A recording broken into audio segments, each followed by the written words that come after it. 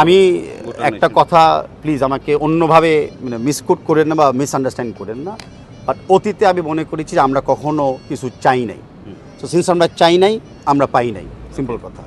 এবার আমরা চেয়েছি এশিয়া কাপে খেলবো, আমরা পেয়েছি। তা আমাদের মেয়েদের উপরে বিশ্বাস রাখতে হবে, আমাদের মেয়ে খেলোয়াড়দের উপরে আস্থা রাখতে হবে, কিন্তু মেয়ে খেলোয়াড়দের উপর ইনভেস্টও করতে হবে, খালি বিশ্বাস রাখতে হবে না।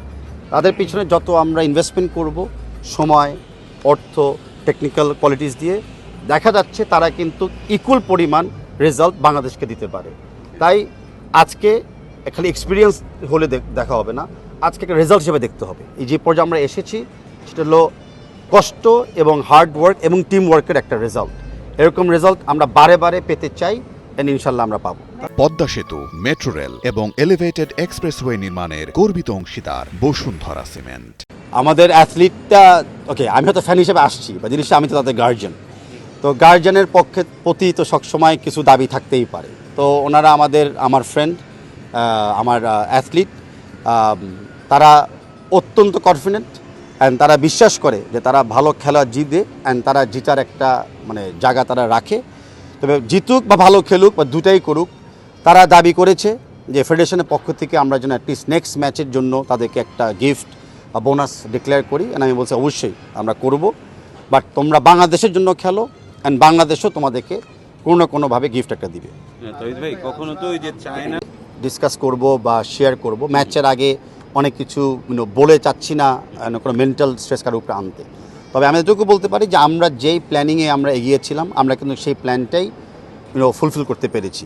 এখন হতে পারে সেই প্ল্যানটা সবচেয়ে বেস্ট প্ল্যান ছিল না, হতে পারে শুরুতেই আমরা উচিত ছিল আরও একটু বেটার প্ল্যানিং করা, আমি সেটা স্বীকার করি। বাট দ্য সেম টাইম যত ভালোই করতাম আমাদের সবসময় আশা থাকতো, প্রত্যাশা থাকতো তার চেয়ে আরও বেটার করার জন্য। তা আমরা কখনোই যেন কমপ্লেসেন্ট না হই, আমরা যেন কখনো মনে না করি যে আমরা আমাদের বেস্টটা করে ফেলছি, এর চেয়ে আর কিছু করার নাই। এটা আমি হই বা আমার ফেডারেশন হোক, টুর্নামেন্টের পরে আমি কথা দিচ্ছি যে আমরা পুরা টুর্নামেন্ট নিয়ে আমরা বিশ্লেষণ করব এবং মত বিনিময় করব সকল মিডিয়া ভাই বোনদের সাথে। প্রথমে আমার মেসেজ টু দ্য টিম ওয়াজ যে আমি একজন ফ্যান হিসাবে কিন্তু বাংলাদেশ থেকে ছুটে এসেছি সিডনিতে তাদের খেলা দেখার জন্য। যদি ফুটবলকে ভালো না বাসতাম, যদি এই দলের প্রতি আমার এরকম আস্থা বিশ্বাস না থাকতো, যদি প্রতিটা প্লেয়ারের উপরে আমাদের ফেথ না থাকতো, তাহলে আমি এবং আমরা যারা প্রেস থেকে প্লাস অন্য দর্শকরা থেকে এসেছি এত দূর আমরা আসতাম না। আমার বার্তা ছিল যে তারা তাদের বেস্টটা দিবে, যতটুকু রিসোর্স আমরা দিতে পেরেছি আমরা দিয়েছি। এই রিসোর্সের বিনিময়ে তারা যতটুকু দিতে পারে দেশের জন্য, নিজের জন্য, তারা অবশ্যই খেলে। আর খেলার থেকে হার জিত তো থাকবেই, কিন্তু হৃদয় জিতা আর কোনো ব্যক্তিগত প্লেয়ার যদি ক্লাবের কোনো কন্ট্রাক্ট পেতে পারে সেগুলোর জন্য আমরা লক্ষ্য রাখতে পারি সামনের দিকে। কারণ ফুটবল একটা চলমান খেলা এবং দেশের জন্য লড়াইও একটা চলমান লড়াই। মেয়েদের আমি শুনেছি যে আমাদের প্রায় 15 থেকে 20 জন সাংবাদিক ভাই বোনেরা বর্তমান সিডনিতে এসেছে। আমাদের ফেডারেশন থেকে আমি এসেছি, আরও 2-1 জন আসবে, প্লাস লোকাল সিডনি থেকে আমি শুনেছি অলমোস্ট আমরা 300 জন ফ্যানও দেখতে পেতে পারি স্টেডিয়ামে। তো এই আত্মবিশ্বাস আমাদের প্লেয়ারের উপর না থাকলে কেউ আসতো না। আর আত্মবিশ্বাস তৈরি করছে কিন্তু ওনাদের যে ফেসবুক স্ট্যাটাস, ওনাদের যে রিলস, অতীতে যে খেলা, মিডিয়ার সামনে যেভাবে তারা বক্তব্য রেখেছে, সবগুলাই কিন্তু জনগণের ভিত্তিতে একটা আত্মবিশ্বাস তৈরি করার জন্য সক্ষম হয়েছে। ওনারা বিশ্বাস করে যে অলরেডি যতটুকু আমরা চলে এসেছি, এখন পিছপা হওয়া পিছিয়ে যাওয়ার কোনো আর জায়গা নাই। আমরা হাফওয়ে চলে এসেছি। ইটস লাইক যখন আপনারা একটা মই ব্যয় করেন, একদম টপ না যাওয়া পর্যন্ত মাঝখানে এসে কোনো লাভ নেই। তো ওনারা বিশ্বাস করে, আমাদের টিম বিশ্বাস করে যে তারা আরও সামনে এগিয়ে যেতে পারবে। অফকোর্স প্রস্তুতিতে চায়না বা নর্থ কোরিয়ার মতো এই টপ লেভেলের টিমের সাথে আমরা খেলিনি, কিন্তু যতটুকু আমরা প্রশিক্ষণ দিয়েছি। আর আমি কথা বলেছি ফিজিওর সাথে, আমি কথা বলছি আমাদের ফিটনেস ট্রেনারের সাথে, নিউট্রিশনিস্টের সাথে, সবাই কিন্তু মানে ভেরি পজিটিভ যে ট্রেনিং সেশন দেখে যে বাংলাদেশ অ্যাটলিস্ট ট্যাক্টফুলি অ্যান্ড ফিটনেসের দিকে চায়না নর্থ কোরিয়ার লেভেলেই আছে।